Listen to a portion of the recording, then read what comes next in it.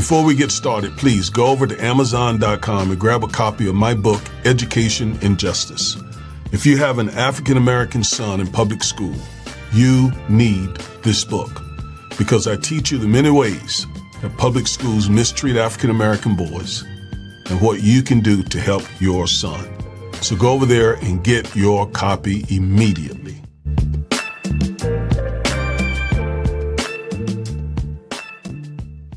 Justice Clarence Thomas is doing it again. He just gave a speech at the University of Texas at Austin, invoking the Declaration of Independence, natural rights, and God-given equality. And quite frankly, it was compelling. I must admit that. It was well delivered. But it was one of the most intellectually dishonest performances I have seen from a sitting Supreme Court justice.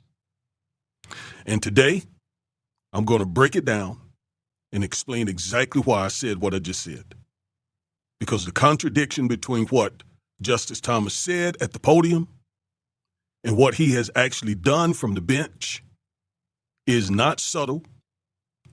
It is documented. And we as African Americans are living with the consequences. And I'm going to show you he did 4 things that have done tremendous damage, and has helped justify much of the anti-Black racism that we have experienced. And so by the end of this video, I hope you understand from his own words why this speech was so objectionable. All right, let's go to another screen, and we're going to listen to 4 clips, short clips of things that he said. I would like to begin by addressing my first encounter with the principles of the Declaration of Independence. It is perhaps not what you would immediately think. The second paragraph of the Declaration proclaims, "We hold these truths to be self-evident, that all men are created equal, that they are endowed by their Creator with certain unalienable rights." Throughout my youth, these truths were articles of faith that were impervious to bigotry and discrimination. The American Heritage Dictionary of English Language defines self-evident as obviously true and requiring no proof, argument, or explanation. Whether they had a divine source or a worldly one, they were never questioned. They were the Holy Grail, the North Star, the rock, immovable and unquestioned. Despite the multiplicity of laws and customs that reeked of bigotry, it was universally believed among those Blacks with whom I lived and who had very little or no formal education that in God's eyes and under our Constitution, we were equal. This was also the case with my nuns, most of whom were Irish immigrants. At home, at school, and at church, we were taught that we are inherently equal, that equality came from God, and that it could not be diminished by man. We were made in the image and likeness of God. That proposition was not debatable and was beyond the power of man to alter. So let me say right here, I totally agree with Thomas's assessment of those words. Those are powerful words from the Declaration of Independence. And we all should be rooted and grounded in those words, although those words were not written in contemplation of us African Americans. But nonetheless, they were written and they were true and they are still true. That in the eyes of God, we're all equal.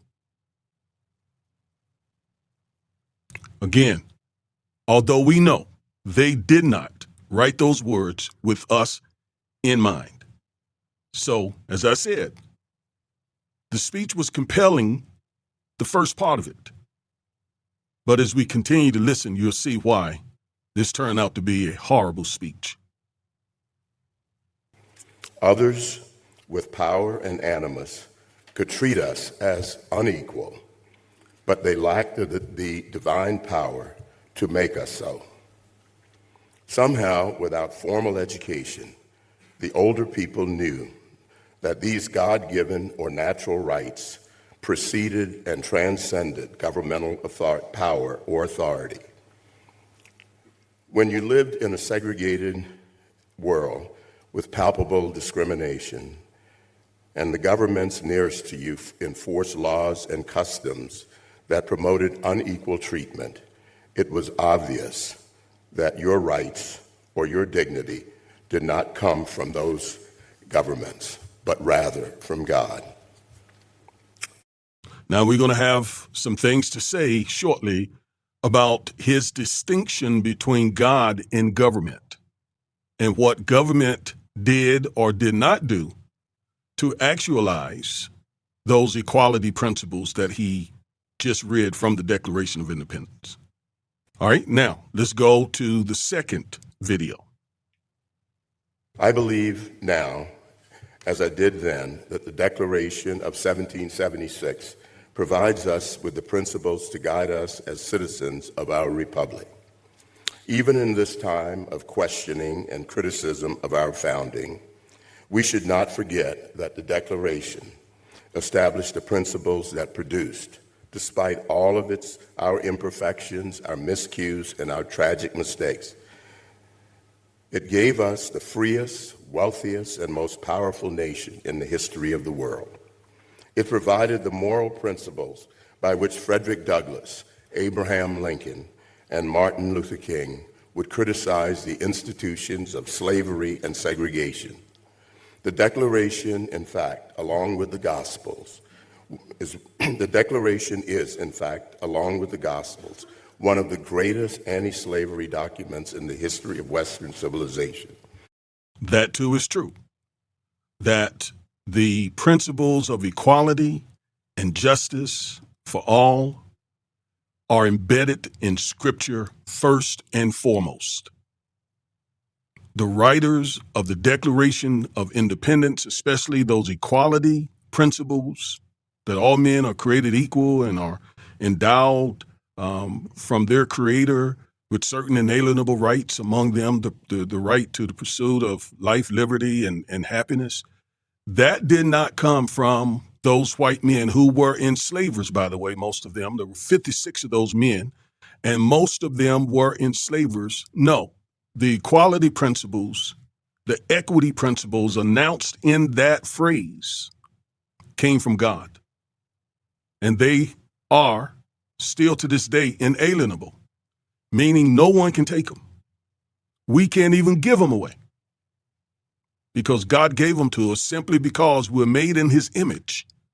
All of us, white, black, Asian, whatever, everyone in the human family. All right? But how we actually came upon applying those principles to Black Americans, that's where Thomas really jumps off the cliff, and we'll see in a moment. It did not establish a form of government. That was the work of the Constitution that followed, but it stated the purpose of government. The Declaration made it clear, in clear prose, that the purpose of government is to protect our God-given unalienable rights, rights that all individuals equally possess.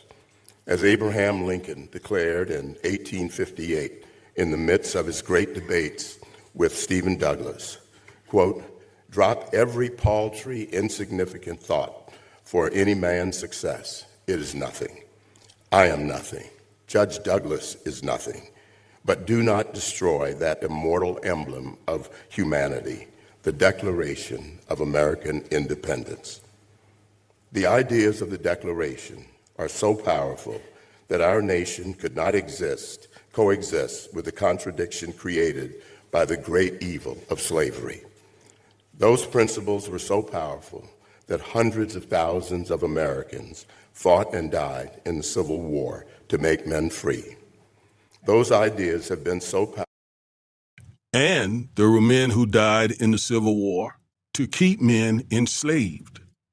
And it just so happened that it is the descendants of those men that Thomas is now aligned with. Powerful that they convinced our nation to finally end segregation. They continue to be so powerful today that they have inspired people throughout the world to throw off the shackles of their own oppressors. And it all began with our founders declaring in 1776 in the Declaration of Independence that we hold these truths to be self-evident, that all men are created equal, and that they are endowed by their Creator with certain unalienable rights, that among these are life, liberty, and the pursuit of happiness. Okay, now let's go to the next clip. Then how do we preserve these principles and this republic? Until we have a devotion that matches the courage of those who made this country possible, I seriously doubt any amount of study or development of insights about our Constitution will make much difference. Now he's referring to the last part of the Declaration of Independence when those 56 men devoted themselves to the Declaration of Independence and devoted themselves and their resources to each other to the point of death, and their determination to breaking away from the crown, the king, the monarch. So he's referring to that devotion here when he talks about devotion. There's a world of difference between what it takes to score academic points and what it takes to protect and defend the Constitution as we are sworn to do. I have faced this struggle myself. About 43 years ago, in the early spring of 1983, I was the lowest point in my life. I had just buried both of my grandparents, the man and woman who raised me, and the two greatest people that I have ever known. I was broke. I was living in and nearly evicted from a cockroach-infested apartment. I could not pay my credit card bills on time. I would soon sell my car to pay my son's tuition. I was being constantly attacked by the media and Congress because, as chairman of the Equal Employment Opportunity Commission, I did not bow to the then prevailing orthodoxy on race. At that point, I asked myself a simple question. What are the principles worth? What are your principles worth to you? My answer then was the same I would give today. They are worth life itself. What are those principles? They are the same principles in the Declaration. They were bequeathed to me by my grandparents and reinforced by my nuns and my faith. In God's eyes, we are equal. We are all equally created in the image and likeness of God. We are all endowed with the natural rights to life, liberty, and happiness. Our rights and our dignity are inherent. They do not come from others, and they do not come from the government. And our government derives its legitimacy and its authority from our consent. We do not derive our rights from our government.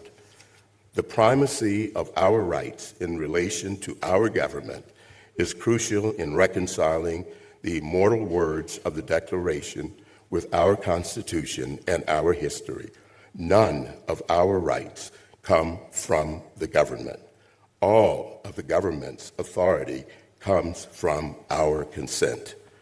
And the structure and limited role of government. Now remember that phrase, the limited role of government. The limited role of government. I'll come back to it later. Is to assure that it does not exceed the authority to which we have consented or intrude on our natural rights. The Constitution is the means of government. It is the declaration that announces the ends of government. The Constitution achieves this purpose by protecting our natural rights and our liberties from concentrated power and excessive democracy. We're talking about the same Constitution that today still says that blacks are 3/5 humans. Our Constitution creates a separation of powers and federalism, truly for the first time in modern history, to prevent the government from becoming so strong that it threatens our natural rights. Federalist number 10 proposed the idea that the great threat to our rights come from the majority faction. Human history teaches us, alas, that numerical majorities frequently seek to control government and use the state to violate rights of the minority. Because man is fallen, and the desire for power was, as James Madison described it, sown in the nature of man, government had to be limited. For as Madison also said, if men were angels, no government would be necessary. If angels were to govern men, neither external nor internal controls on government would be necessary. See, he continues to talk about this limited government, right? In this sort of typical natural rights speech that he's given. All right, he continues to talk about limited government. Keep that in mind. But, alas, men are not angels. The slaveholders used the power of government to deny the fundamental rights, natural rights of the slaves. The segregationists used the state to oppress the freed men and women, including my ancestors. As we meet today. Okay, now one more clip. Here's where he takes a bad turn in this speech. The proponents of this new set of first principles, most prominent among them, the 28th President of our country, Woodrow Wilson, called it progressivism. Now, you've heard me say many times that Woodrow Wilson was one of the most racist presidents in the last 125 years. So just put on your thinking cap. Woodrow Wilson and progressivism, that doesn't go together, right? Because Woodrow Wilson, as racist as he was certainly not trying to progress where race was concerned. We're talking about the man who played the movie The Birth of a Nation that gave rebirth to the KKK. Talking about the man who resegregated the federal government. So he was not trying to make any progress regarding race. All right, so this is a misleading part of his speech, very misleading, but let's listen to him. Since Wilson's presidency, progressivism has made many inroads into our system of government and our way of life. It has coexisted uneasily with the principles of the Declaration. Because it is opposed to those principles, it is not possible for. He literally just said that progressivism is opposed to equality. Progressivism, Clarence Thomas just said, is opposed to equality. I'll address that in a moment. To coexist forever. Progressivism was not native to America. Wilson and the progressives candidly admitted that they took it from Otto von Bismarck's Germany, whose state-centric society they admired. Progressives like Wilson argued that America needed to leave behind the principles of the founding and catch up with the more advanced and sophisticated system of relatively unimpeded state power, nearly perfected. He acknowledged that it was a foreign science, speaking very little of the language of English or American principle, which offers none but what are, to our minds, alien ideas. He thus described America, still stuck with its original system of government, as, quote, slow to see the superiority of the European system. Progressivism was the first mainstream American political movement, with the possible exception of the pro-slavery reactionaries on the eve of the Civil War, to openly oppose the principles of the Declaration. Progressives strove to undo the Declaration's commitment to equality and natural rights, both of which they denied were self-evident. To Wilson, the unalienable rights of the individual were, quote, a lot of nonsense. Wilson redefined liberty not as a natural right attendant antecedent to the government, but as, quote, the right of those who are governed to adjust government to their own needs and interests. In other words, liberty no longer preceded the government as a gift from God, but was to be enjoyed at the grace of the government.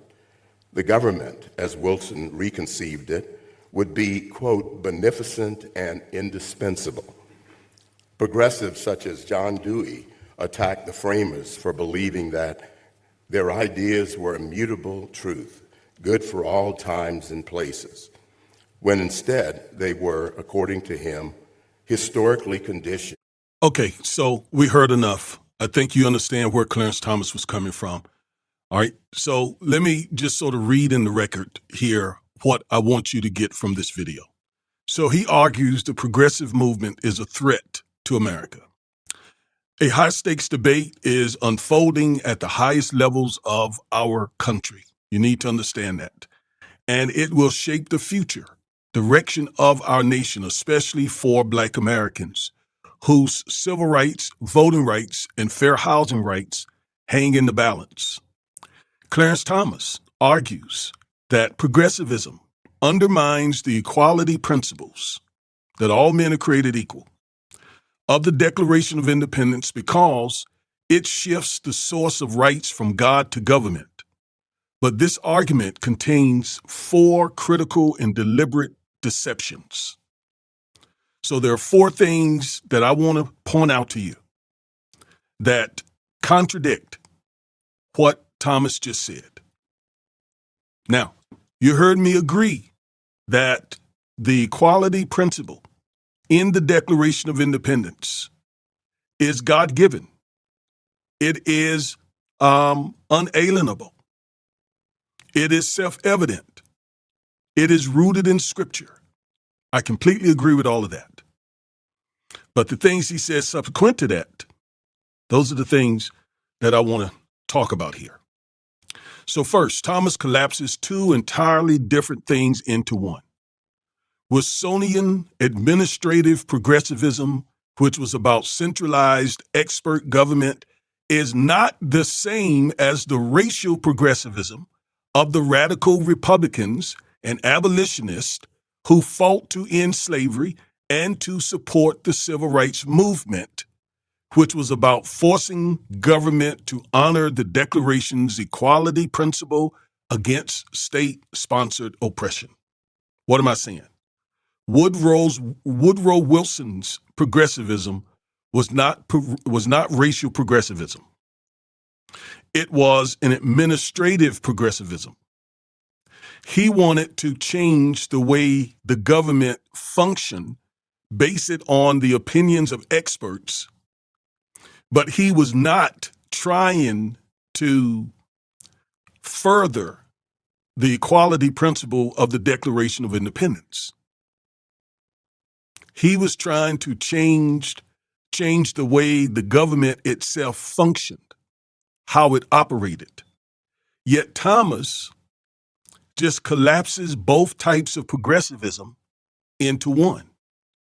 In other words, Wilsonian progressivism was definitely not the same as Martin Luther King's progressivism. It wasn't the same as Frederick Douglass's progressivism or Thaddeus Stevens' progressivism. You follow me? 2 different types of progressivism. Yet Clarence just put them all into one bag, lump it all together, and disparages the very progressivism that gave his family freedoms. I hope you follow me. Second, Thomas infers God, not government, enforced the Declaration's equality principles. You see, most of the time, God does not come from heaven and force men to do things. We know Jesus came from heaven and died for our sins, but that was the exception. God typically uses people through government. So when Thomas talks about limited government, he is ignoring the fact that it was through government that he received his civil rights, his voting rights, the same voting rights that he is helping to dismantle. He's overlooking the fact that it was progressivism that his ancestors received their liberty. So I'm not advocating for a great big overpowering government like you find in some of these communist countries. That's not what I'm saying. But we need enough government, and we as African Americans have had to turn to the federal government when state governments were denying us our rights. Right? Kennedy had to send federal forces to enforce the Brown versus Board of Education case. If the federal government had been so weak, he wouldn't have been able to do that. Lincoln sent the federal troops, the Union Army, to end slavery. And so many other notable examples of us having to rely on the federal government, of us having to rely on God working through the federal government to bring us the very equality principles that are enunciated in the Declaration of Independence. But I guess Thomas doesn't think that we understand the difference between Wilsonian progressivism and Dr. King's brand of progressivism. Okay? Truth of the matter is, they were violated for generations and only became real when federal powers through troops, courts, and legislation in 64, 65, and 68 forced compliance with those principles against states that were actively brutalizing Black Americans. Third, Thomas is a direct beneficiary of the racial progressivism he now attacks. He said progressivism is the enemy of those Declaration of Independence equality principles, when the truth of the matter is it was progressives who forced this nation to recognize those equality principles. But again, Thomas benefited from the work of the progressives. Now he calls it and declares it to be the enemy of the state. Affirmative action, for example, opened Holy Cross for him and Yale Law School. The EEOC, a product of the civil rights progressivism, built his career. Fourth, Thomas then spent decades on the court helping dismantle and justify the dismantling of those same mechanisms for everyone who came after him. So he has been fighting the same progressivism that opened doors for him. That's why this speech was so horrible, hypocritical, and all the rest. The most damning contradiction in this speech is that Thomas invokes God-given equality in limited government, while his own rulings, for example, in Shelby County, that is the case that gutted Section 5 of the Voting Rights Act, and he has been pushing for the gutting of Section 2 of the Voting Rights Act, which he will probably be successful at doing, and we will get the opinion no later than June of this year. Maybe, June. I doubt it goes into July. They usually hand out all their opinions in the month of June, the last ones. All right, so on the Fair Housing Act, on Section 2 of the Voting Rights Act, have systematically stripped Black Americans of the legal tools to enforce that equality. So what a contradictory, hypocritical speech that Thomas gave here. Yes, we all agree the equality principles in the Declaration of Independence, those were good. And Dr. King argued that the country had written a check that bounced when he gave that speech, that I Have a Dream speech. That's what the speech was really all about. He said, we're going to Washington to cash our check. And he was saying that they had these big, highfalutin words in the Declaration of Independence, but they haven't lived up to them. And it was his leadership over a progressive movement that gave us those rights. Thomas even mentioned Dr. King. Yet he undermines, he attacks the movement that Dr. King led, the progressive movement, the racially progressive movement. So I give this speech an F. You know what? I give it a D+ because I do agree, again, with the equality principles in the Declaration of Independence. But Justice Thomas is not the person who should deliver it with all of these contradictions.